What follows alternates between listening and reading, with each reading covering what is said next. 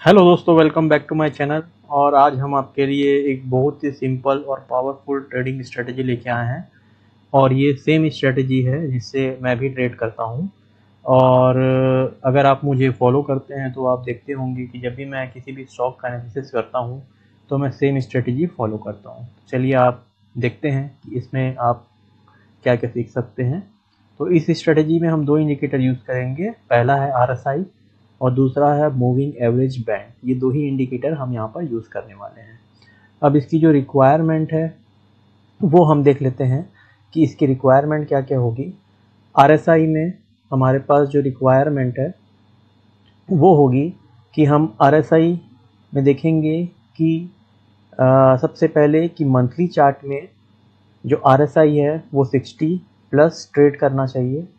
वैसे ही weekly chart पे RSI 60 plus trade करना चाहिए और डेली RSI में RSI 50 प्लस ट्रेड करना चाहिए।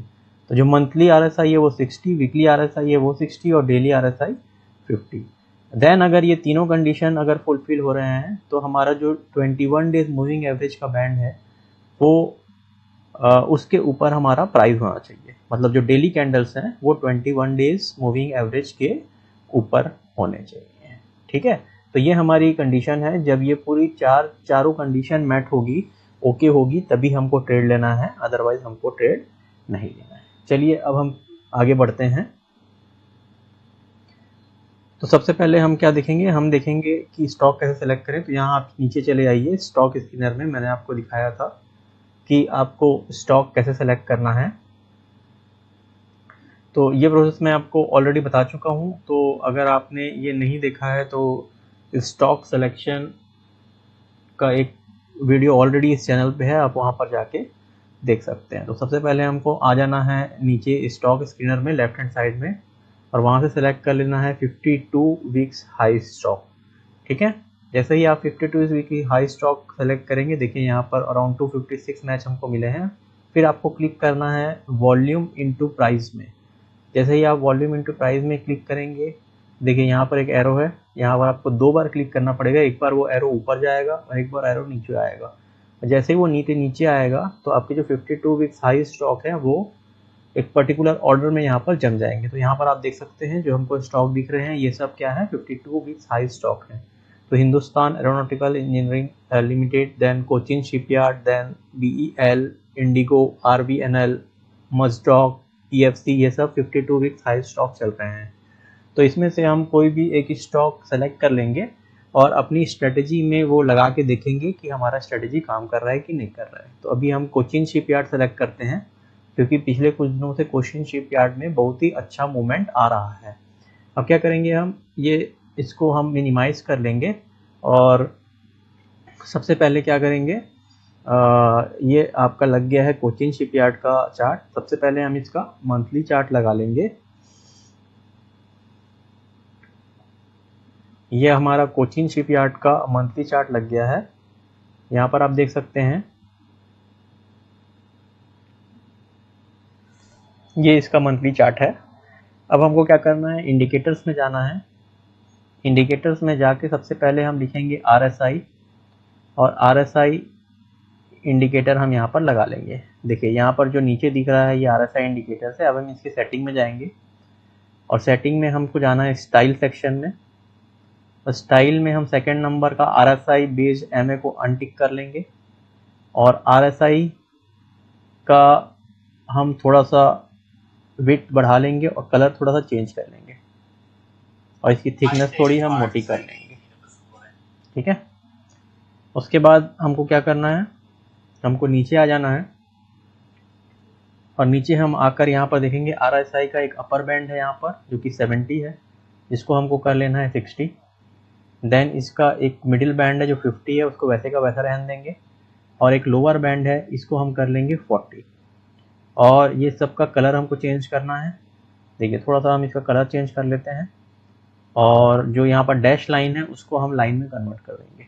सेम हम 50 वाली जो मिडिल लाइन है उसको भी चेंज करेंगे और जो नीचे वाली लाइन है उसको भी हम चेंज करेंगे।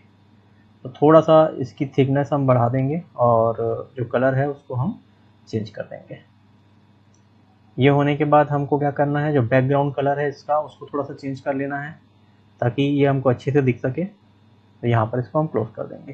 तो देखिए हमारा जो पहला इंडिकेटर था RSI वो यहाँ पर लग गया है। अब हम सेकंड इंडिकेटर लगाएंगे। सेकंड इंडिकेटर है हमारा moving average ribbon. Moving average ribbon इसलिए लगा रहे हैं हम क्योंकि हमको यहाँ पर 2 मूविंग एवरेज की ज़रूरत है, जो कि दोनों मूविंग एवरेज मिलकर बनेगा मूविंग एवरेज बैंड। तो यहाँ पर हम क्या करेंगे, इसकी सेटिंग में जाएंगे और हमको जाना है इनपुट पे। इनपुट में हमको देखिए यहाँ पर 4 मूविंग एवरेज है, हमको सिर्फ 2 लेना है, तो 2 को हम अनटिक कर देंगे और दोनों का जो लेंथ है वो रखेंगे 21। पहले वाले को हम कर देंगे 21, फिर सेकंड वाले को भी हम कर देंगे 21।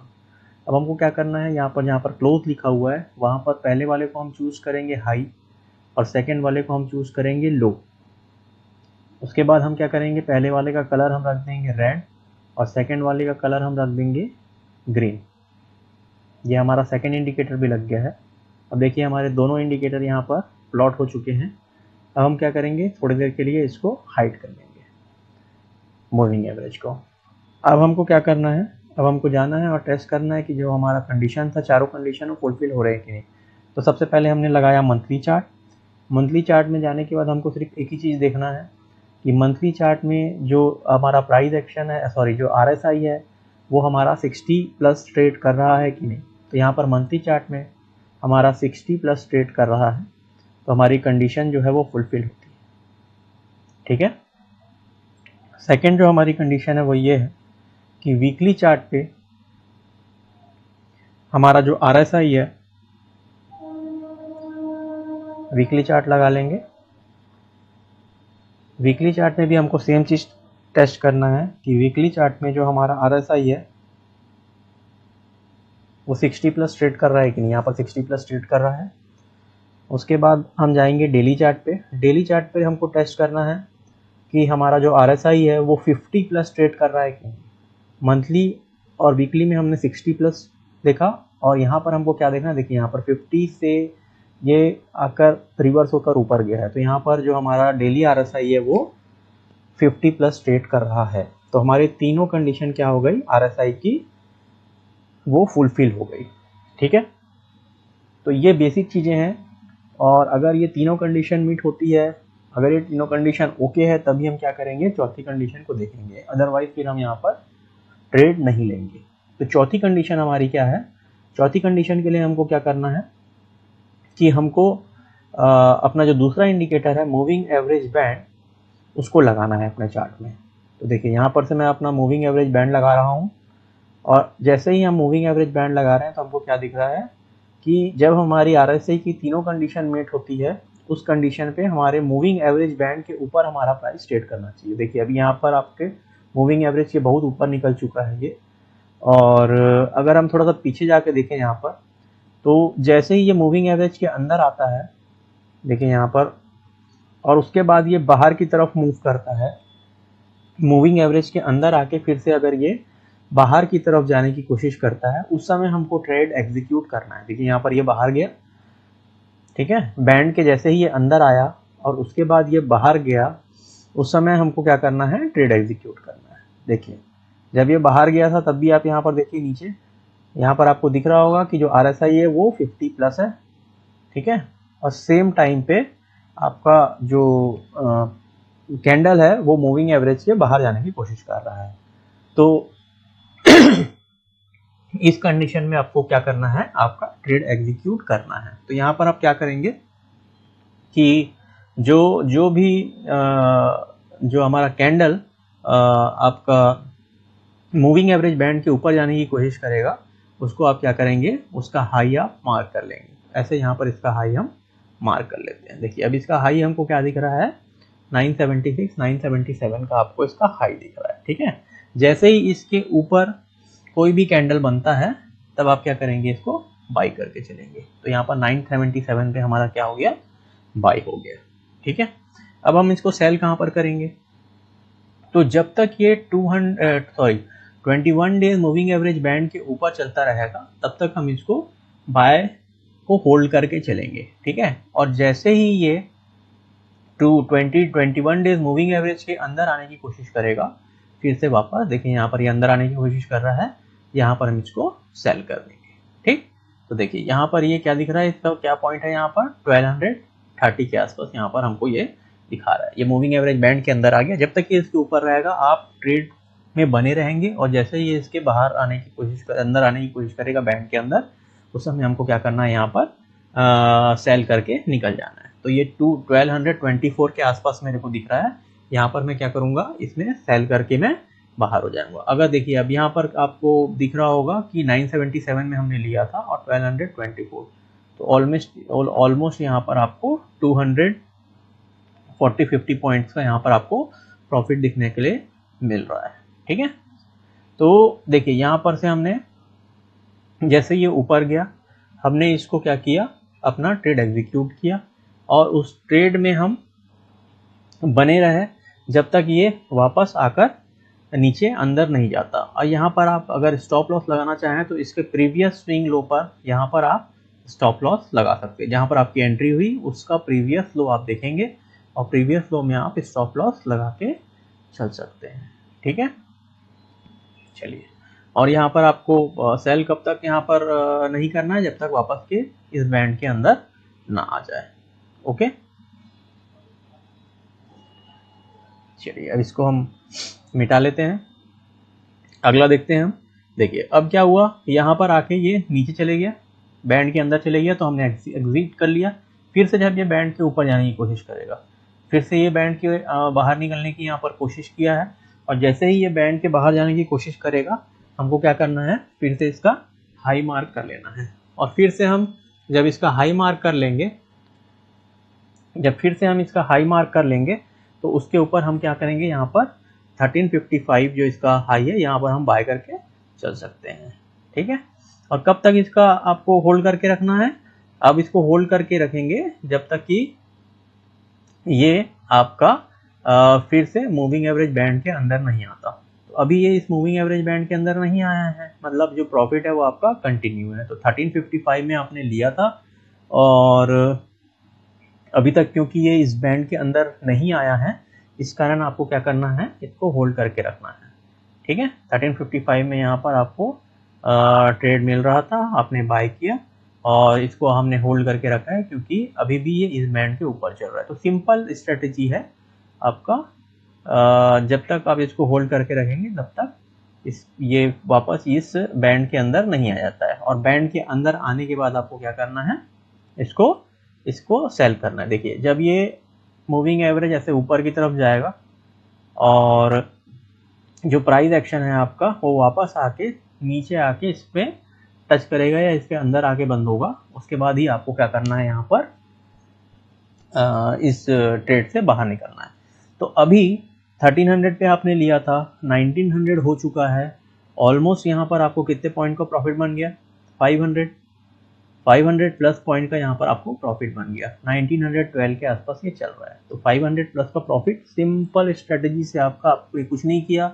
चार जो कंडीशन थी मैंने उसको आपने लगाया, और कंडीशन आपकी जब यहाँ पर पूरी फुलफिल हुई, आपने ट्रेड दिया, ट्रेड एग्जीक्यूट किया, देखिए 500 पॉइंट्स का प्रॉफिट आपको बैठे बैठाए यहाँ पर मिल गया। तो ये बहुत ही सिंपल और पावरफुल स्ट्रेटजी है, इसको आप एजुकेशन पॉइंट ऑफ व्यू से लेकर चल सकते हैं। ठीक है, चलिए अब हम क्या करेंगे, हम चलते हैं और यहाँ पर अपने स्टॉक स्क्रीनर में दूसरा ट्रेड ले लेते हैं।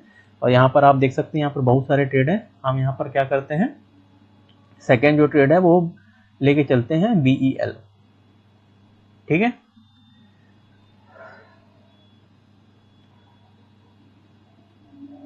सबसे पहले हम यहाँ पर क्या करते हैं कि जो BEL है इसमें जो इंडिकेटर्स है उसको हटा लेते हैं, और जो भी यहाँ पर मार्किंग है उसको हटा के हम क्या करते हैं, इसका मंथली चार्ट लगा लेते हैं। चलिए ये हो गया BEL का आपका मंथली चार्ट। ठीक है, तो मंथली चार्ट में फिर से आपको रिपीट कर देता हूं मैं कि मंथली चार्ट में आपको क्या देखना है, सिर्फ आपको ये देखना है कि मंथली चार्ट में जो RSI है वो 60 प्लस ट्रेड करना चाहिए। फिर हमको क्या करना है, हमको जाना है वीकली चार्ट पर। वीकली चार्ट पे आपको फिर से वही देखना है, जो RSI है वो 60 प्लस ट्रेड करना चाहिए। फिर हमको क्या करना है, हमको जाना है डेली चार्ट पर, और डेली चार्ट में हमको देखना है जो RSI है वो 50 प्लस ट्रेड करना चाहिए। तो RSI की तीनों कंडीशन यहाँ पर मीट हो रही थी, तो हम क्या करेंगे, अपना नेक्स्ट इंडिकेटर लगा लेंगे। जो कि क्या है आपका मूविंग एवरेज बैंड। ठीक है, तो मूविंग एवरेज बैंड हमने जैसे ही लगाया यहाँ पर, तो हमको क्या देखना है कि जो आपका कैंडल है वो मूविंग एवरेज के ऊपर ट्रेड करना चाहिए। तो यहाँ पर आप देख सकते हैं अभी ये मूविंग एवरेज के बहुत ऊपर जा चुका है, तो हम पीछे चले जाते हैं थोड़ा और दोनों देख लेते हैं। देखिए यहाँ पर ये इसके अंदर आया मूविंग एवरेज के, फिर यहाँ पर बाहर जाने की कोशिश कर रहा है। तो हमको यही कंडीशन चाहिए, पहले वो अंदर आएगा फिर बाहर जाने की कोशिश करेगा। तो आपको क्या करना है, जो बाहर जाने वाला कैंडल है उसका हाई मार्क कर लेना है। हाई इसका क्या आ रहा है आपको 213.14 के आसपास इसका हाई आ रहा है। ठीक है, तो हम यहाँ पर इसको बाय कर लेंगे। सपोज ये हमको 213 में या 214 में इसका हमको बाय मिल गया। ठीक है, अब हमको क्या करना है, इसको होल्ड करके रखना है। या तो इसका जो स्टॉप लॉस है, देखिए यहाँ पर जो इसका प्रीवियस स्विंग लो है इसमें आप स्टॉप लॉस लगा लीजिए। या तो इसका स्टॉप लॉस नीचे आएगा तो हिट होगा, या ऊपर जाके जब ये मूविंग एवरेज बैंड के अंदर आएगा तब हमको यहाँ पर एग्जिट करना है। तो देखिए यहाँ पर मूविंग एवरेज बैंड के अंदर आया, कौन सा पॉइंट है यहाँ पर आपके पास 232 के आसपास ये मूविंग एवरेज बैंड के अंदर आया है। ठीक है, तो यहाँ पर 214 में हमको बाय मिला था और अभी हमको यहाँ पर प्रॉफिट मिल रहा है 232 का। तो वही समझ लीजिए आप यहाँ 15-16 पॉइंट का यहाँ पर आपको प्रॉफिट मिल रहा है। ठीक है, अब यहाँ पर हमारा एग्जिट हो गया। अब हमको फिर से क्या देखना है यहाँ पर कि ये फिर से आपका जो मूविंग एवरेज के अंदर आ गया है। अब फिर से हमको देखना है कि कब ये इसके बाहर जाएगा। जैसे ये बाहर जाएगा फिर से हमको ट्रेड लेने की कोशिश करना है। डेली चार्ट में आपको ट्रेड लेना है तो आपको क्या करना है, फिर से जब ये बाहर जाएगा तो उसका हाई मार्क करना है आपको, और हाई जैसे ही टूटेगा आपको क्या करना है, ट्रेड के अंदर आपको बाय करने की कोशिश करनी है। देखिए यहाँ पर ये 239-240 में हमको बाय मिल रहा है। ठीक है, अब यहाँ पर जो अभी तक, क्योंकि ये अभी ट्रेड कर रहा है 297 में, मतलब ऑलमोस्ट यहाँ पर 45-60 पॉइंट का यहाँ पर आपको 57 पॉइंट्स का यहाँ पर आपको प्रॉफिट हो चुका है। और क्योंकि ये मूविंग एवरेज बैंड के ऊपर चल रहा है तो हमको यहाँ पर एग्जिट करना नहीं है। जब ये वापस आकर बैंड के अंदर आएगा तभी आपको एग्जिट करना है। तो अभी हमारा जो प्रॉफिट है 57 पॉइंट्स का ऑलमोस्ट यहाँ पर बन चुका है। ठीक है,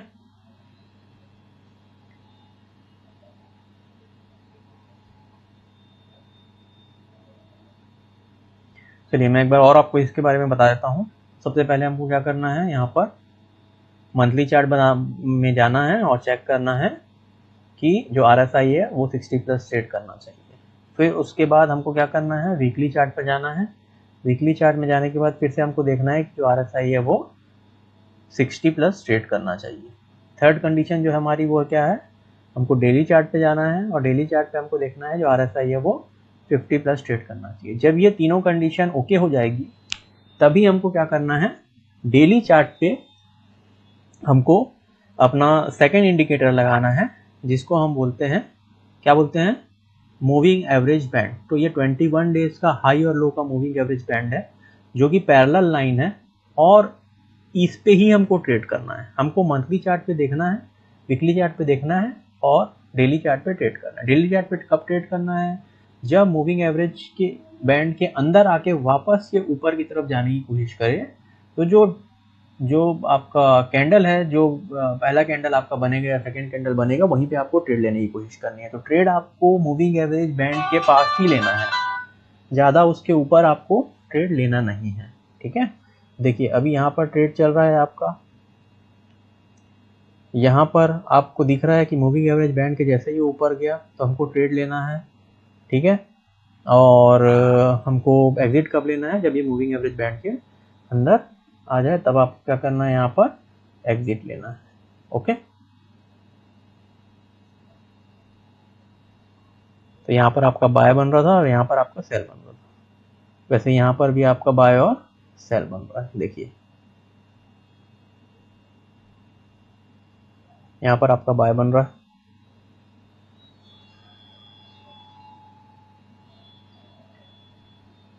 और यहाँ पर आपका सेल बन रहा है, और यहाँ पर आपका स्टॉप लॉस होगा, जो इसका प्रीवियस स्विंग लो होगा वो आपका क्या होगा, स्टॉप लॉस होगा।